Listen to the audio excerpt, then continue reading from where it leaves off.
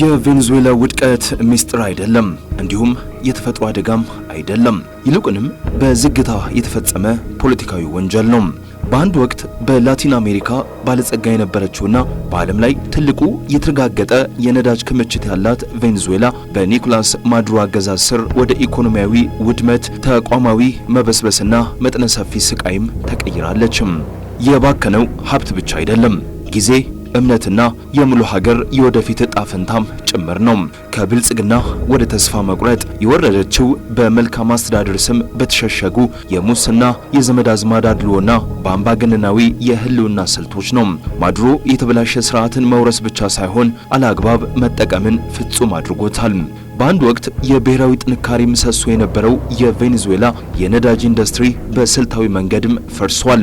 የመንግስት የነዳጅ ኩባንያ የነበሩት የቴክኒክ ባለሙያዎች፣ መሐንዲሶችና ስራ አስኪያጆች ተወግደው በፖለቲካ ታማኞች ተተክተዋል። ኮንትራቶች ለቅርብ ወዳጆች ተሰጡ። የጥገና በጀት ጠፋ። ገቢው በገዢው አካል የውስጥ ሰዎችና በወታደራዊ ልሂቃን በሚመሩ ግልጽ ባልሆኑ መረቦች እንዲባክን ተደረገም። የምርት ውድቀት የመጣው ነዳጅ ስለጠፋ ሳይሆን ብቃትና ተጠያቂነት ሆን ተብሎ እንዲወገድ ስለተደረገ ሀብቷ ከድህነት መላቀቅ የነበረባት ሀገር ይልቁንም ወደ ከፍተኛ የዋጋ ግሽበት፣ እጥረትና ውድቀት ውስጥ ገባችም። ኢኮኖሚው እየፈራረሰ ሲሄድ ጭቆና የመንግስት መመሪያም ሆነም። ምርጫዎች ዋጋ አጡ። የተቃዋሚው መሪዎች ታሰሩ ወይም ተሰደዱ። ነጻ መገናኛ ብዙሃን እንዲደመሰሱም ተደረገም። ህግ አውጪው አካል እንዲዳከም፣ ፍርድ ቤቶች ተላላኪ እንዲሆኑ ተደረገም። ወታደሩም የገዢው አካል ህልውና ተጠቃሚ እንዲሆን ተደረገም። በኮንትሮባንድ የተሰማሩ ባለስልጣናትና ከአገዛዙ ጋር ግንኙነት ያላቸው ነጋዴዎችና ባለሀብቶች ያለመከሰስ መብት ተሰጣቸው። ተቃውሞም በኃይል ታፈነም። የሰብአዊ መብት ድርጅቶች የዘፈቀደ ስርዓትን፣ ስቃይን፣ የሰዎች መጥፋትንና ከህግ ውጪ ግድያዎችን መዝግበዋል። ተቃዋሚዎችም ተገደሉ። ፍርሃት የማስተዳደሪያ ዘዴም ሆነ። በሚሊዮን የሚቆጠሩ ሰዎች ከሀገር በመሸሻቸው በዘመናዊ ታሪክ ውስጥ ትልቁን የስደት ቀውስን ፈጠሩ። እንደ አውሮፓውያን አቆጣጠር በ2018 ዓመታዊ የዋጋ ግሽበት ከ1 ሚሊዮን በመቶ በላይ በመድረሱ የሰዎችን ቁጠባ በአንድ ጀንበር አጠፋም። የሀገሪቱ ገንዘብ ዋጋ ቢስ ሆነም። ሰዎች ዳቦ ለመግዛት በሻንጣ ሙሉ ጥሬ ገንዘብ መያዝም ጀመሩ። በሌላ በኩል የደሞዝ ዋጋም በጥቂት ቀናት ውስጥ አንዳንዴም በጥቂት ሰዓታት ውስጥ ይረክስም ነበረም። ሌላው የመንግስት የገንዘብ ዜሮዎችን የመቀነስ ሙከራዎች ኢኮኖሚውን ሳይሆን ቁጥሩን ብቻ በመቀየራቸው ደጋግመው ከሸፉም። ይህ በእንዲህ እንዳለ አንድ ዳቦ ከአንድ ወር ዝቅተኛ ደሞዝ በላይ የሚሸጥበት ጊዜም ነበረም። እንቁላል፣ ወተት፣ ሩዝና የምግብ ዘይት ለተራው ህዝብ እንደ ቅንጦት መታየትም ጀመሩ። መድኃኒቶች ከገበያ ጠፉ ወይም በጥቁር ገበያ እጅግ ውድ በሆነ ዋጋ መሸጥም ጀመሩ። በተጨማሪም እንደ ጓንት፣ አንቲባዮቲክስና ኤሌክትሪክ ያሉ መሰረታዊ ነገሮችም ጎደሏቸው። በሌላ በኩል የህፃናት ሞት መጠን በከፍተኛ ሁኔታም ጨምረም። ከ7 ሚሊዮን በላይ ቬኔዙዌላውያንም ሀገራቸውን ጥለው ተሰደዱ። ይህም በላቲን አሜሪካ ታሪክ ትልቁ ስደት ነው። የታጠቁ የወንጀለኞች ቡድን ሙሉ የመኖሪያ አካባቢዎች መቆጣጠርም ጀመሩ። አንዳንድ አካባቢዎች ለፖሊስ እንኳን የማይደፈሩም ሆኑ። እገታ፣ ዝርፊያና ግድያዎች በከፍተኛ ሁኔታም ጨመሩ። ሆቴሎችና የገበያ ማዕከላት በእንግዳና በኤሌክትሪክ እጥረት ምክንያትም ተዘጉ። በሌላው መልኩ የነዳጅ ምርት በቀን ከ3 ሚሊዮን በርሜል ወደ 1 ሚሊዮን ዝቅ አለ። በቢሊዮን የሚቆጠር የነዳጅ ገቢ በሙስና ምክንያት ደብዛውም ጠፋም። ምርጫዎች ተጭበረበሩ ወይም ትርጉም አልባ እንዲሆኑ ተደረገ። ተቃዋሚዎችም ታሰሩ፣ ተሰቃዩ፣ እንዲሁም በተጨማሪ ተገደሉ። ፍርድ ቤቶች ለህገ መንግስቱ ሳይሆን ለገዢው አካል ማገልገልም ጀመሩ። በማዱሮ ዘመን የነበረው ሙስና እንዲሁ በአጋጣሚ የመጣ ሳይሆን መዋቅራዊው ነበረ። የቬኔዙዌላ መንግስት ራሱ ከተደራጁ ወንጀለኞች ጋር የተሳሰረም ሆነ።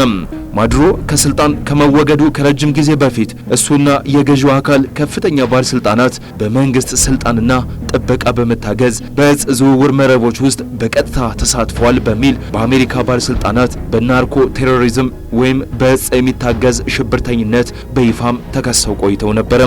ይህ በጥቂት ግለሰቦች የተፈጠረ ችግር ሳይሆን የስርዓቱ ችግር ነበረ። የወንጀል ተግባርና ፖለቲካዊ ስልጣን የተዋሃዱበት ሁኔታም ተፈጥሮ ነበር። ቬኔዙዌላ እንደ መደበኛ ሀገር መስራቷን አቁማ በሰንደቅ ዓላማ የምትነግድ የውንብድና ቡድን ሆናም ቆይታም ነበረ። ዓለም አቀፋዊ መገለል ሲከተል ያንን ክፍተት ቻይና ተካቸው። ቤጂንግ ብድሮችን፣ የደህንነት ክትትል ቴክኖሎጂዎችንና ዲፕሎማሲያዊ ከለላን የሰጠችው የቬኔዙዌላን ሕዝብ ለማዳን ሳይሆን አጋር የሆነውን አገዛዝ ለማቆየትም ነበረም። ቻይና ማሻሻያን፣ ግልጽነትን ወይም ሰብአዊ መብትን አልጠየቀችም። የጠየቀችው ታማኝነት ብቻም ነበረም። ቬኔዙዌላ የአምባገነንነትን ውድቀት እንዴት ለውጭ ኃይሎች መጠቀሚያ እንደሚሆንና ሉዓላዊነትን በጥገኝነት ስትራቴጂም በህልውና ትግል እንደሚተኩ ትልቅ ማስጠንቀቂያም ሆነችም። የዩናይትድ ስቴትስ በቅርቡ ጣልቃ መግባት ሂደቱን ለወጠው። በዶናልድ ትራምፕ ፕሬዝዳንትነት ዋሽንግተን ከማዕቀብና ከክስ ባለፈ ወደ ወሳኝ እርምጃም ተሸጋገረችም። በጥቂት ሰዓታት ውስጥ በአሜሪካ የሚመራ ዘመቻ ማዱሮን ከስልጣን አስወግዶ ከሙስናና ከእጽ ዝውውር ጋር የተያያዙ የቆዩ ክሶችን እንዲጋፈጥ በቁጥጥር ስር አዋለው። ለዓመታት በአገዛዙ ዙሪያ የነበረው አይሸነፍም ባይነት መንፈስ ለመጀመሪያ ጊዜም ፈረሰም። መልእክቱ ግልጽ ነበረም። ወሰን አለ፣ ያ ወሰን ደግሞ ውሎ አድሮ ይከበራል የሚል ነበረም። ለብዙ ቬኔዙዌላውያን ጎዳናዎች በፍርሃት ሳይሆን በደስታና በእፎይታ ተሞሉም። በረሃብ በአመጽና በውሸት የገዛ አምባገነን በመጨረሻም ተወገደም። ሆኖም ግን ደስታ ብቻውን ሀገር አይገነባም። የቬኔዙዌላ ሰቆቃ በአንድ ሰው ብቻ ሳይሆን በተቋማት ላይ አምባገነኖችን፣ በፖሊሲ ላይ ስሜትንና በብቃት ላይ ታማኝነትን በሚያስቀድም የፖለቲካ ባህል የመጣ ነው። ያ ትምህርት እስካልተቀሰመ ድረስ ድርጊቱ የመደገም ዕድሉ እንደቀጠለ ነው።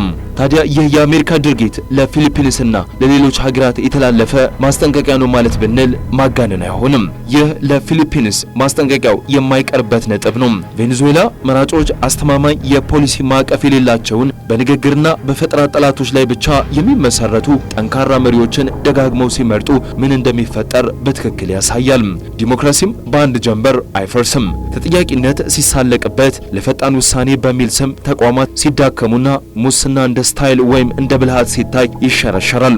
ዋጋው በኋላ ይከፈላል። ዋጋውን ደግሞ ሁልጊዜም የሚከፍሉት ተራ ዜጎች ናቸው። የማዱሮ ውድቀት የቬኔዙዌላ ክስተት ብቻ አይደለም፣ የጂኦፖለቲካ ምልክትም ነው። ቻይናም ቁልፍ አምባገነን አጋሯን አጥታለችም። ቀጠናው ደግሞ ዳግም ለማንሰራራት ብርቅ ዕድልም አግኝቷል። እንደ ፊሊፒንስ ላሉ ሀገራት ይህ ገለልተኛ የሚኮንበት ወይም ቸል የሚባልበት ወቅትም አይደለም። አለመረጋጋትን ወደ ውጭ ከሚልኩ አምባገነኖች ይልቅ ተጠያቂነትን ከሚያስከብሩ ዲሞክራሲያዊ ሀገራት ጋር መሰለፍ ለሀገር ሕልውና ወሳኝ መሆኑን የሚያስታውስ ጉዳይ ነው። ዋናው ነጥብ ቀላልና የማይመች እውነት ነው።